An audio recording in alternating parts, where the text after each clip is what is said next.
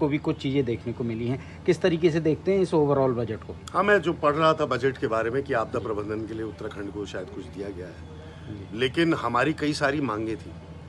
अगर मैं पूरे उत्तराखंड प्रांत और देश की बात करूं, जो अग्निवीर योजना है इसका रोल बैक नहीं हुआ, इससे जो नुकसान हो रहा है हमारी फौज को, हमारी सेना को, और जिस साहस और शौर्य के साथ, पराक्रम के साथ हमारी सेना ने एक परंपरा बनाई, उस परंपरा पे जो घात लगा है, तो अवश्य अग्निवीर योजना का रोल बैक हम एक्सपेक्ट कर रहे थे कि शायद सरकार की आंखें खुल जाएंगी जनमत के बाद, लेकिन सरकार ने आंखें उस पर भी मीच ली। साथ ही साथ अगर मैं स्थानीय विषयों की बात करूं तो हमारी रिंग रोड हल्द्वानी की लंबित है, जो कि केंद्र से ही पैसा आना है उसका कहीं पे कोई मेंशन नहीं था, तो इसलिए दुर्भाग्यपूर्ण है कि हमारे क्षेत्र की अनदेखी हुई है।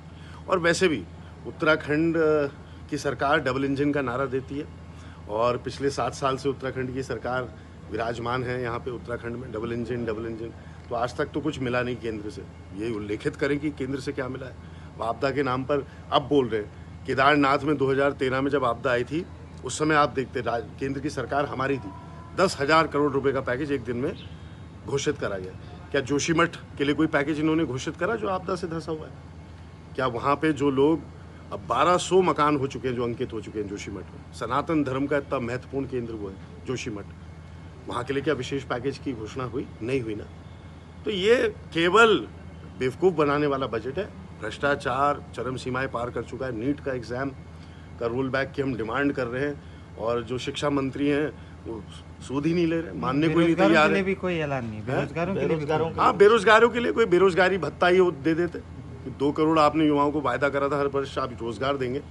मुझे तो लगता है हर वर्ष 2 करोड़ युवा बेरोजगार होते जा रहे हैं इस देश में। तो इसलिए युवाओं की जो जितनी भी युवाओं की लिए सोच होनी चाहिए थी, वो इस बजट में कहीं नहीं दिखी। किसानों के लिए जो ऋण माफ़ी की हमारी मांग थी वो नहीं दिखी, ओपीएस लागू करने की हमारी मांग थी वो नहीं दिखी। तो ये बजट बेहद निराशाजनक है। उत्तराखंड में ग्रीन बोनस की भी लंबे समय से मांग उठती आई है, उसको भी इस बजट में नज़रअंदाज किया गया है। किस तरीके? बिल्कुल, मैं वही कह रहा हूँ। जो यहाँ पे सबसे महत्वपूर्ण विषय हमारे उत्तराखंड राज्य के हैं, उन मुद्दों से हटकर केवल एक आपदा के नाम पर एक घोषणा करी गई है। उसका क्या स्वरूप है, प्रारूप है, अभी किसी को नहीं पता है।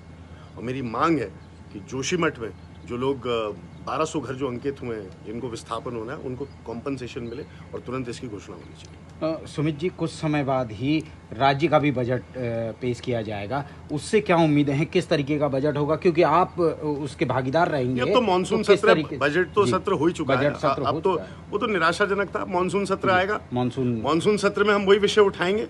आपदा उसमें बहुत बड़ा विषय है। आपदा का क्या प्रबंधन रहता है, आप लोगों से कभी छुपा नहीं है कि जब पूरी आपदा आ जाती है उसके बाद लगता है कि सरकारी मशीनरी जो सोई हुई थी अचानक जाग जाती है। तो पूर्वानुमान क्यों नहीं है? आपदाग्रस्त जब उत्तराखंड को है, केंद्र ने भी चलो संज्ञान ले लिया कि आपदा आती है उत्तराखंड में, तो क्या उत्तराखंड की जो राज्य की सरकार है ये संज्ञान बिना लिए हुए चैन की नींद सो रही है? और जब मकान बह जाते हैं, जब नुकसान हो जाता है जान माल का,